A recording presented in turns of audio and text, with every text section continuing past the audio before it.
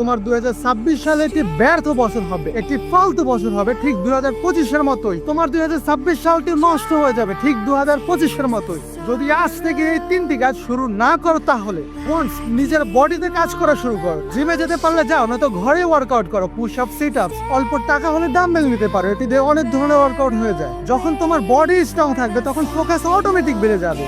Second, dopamine detox. নিজের phone ও ফালতু reel স্ক্রলের প্রতি কন্ট্রোল রাখো ভাই। রাত জেগে ফোন ইউজ করা আর ফালতু রিল স্ক্রল করা, এটি শুধু তোমাকে নয়, তোমার ভবিষ্যৎকেও খেয়ে ফেলতেছে ভাই।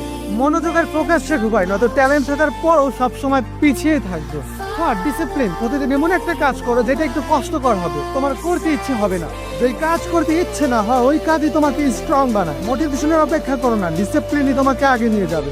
একটা কথা মনে রেখো ভাই, টাইম কারো জন্য অপেক্ষা করে না, টাইম চলে যায়। যদি কিছু থেকে যায় সেটি হলো রিগ্রেট। নিজের অপকর্মের জন্য নিজেকে নিজের দোষী সাব্যস্ত করা। আর রিগ্রেট হলো পৃথিবীর সব থেকে খারাপ অনুভূতির ভিতরে একটা।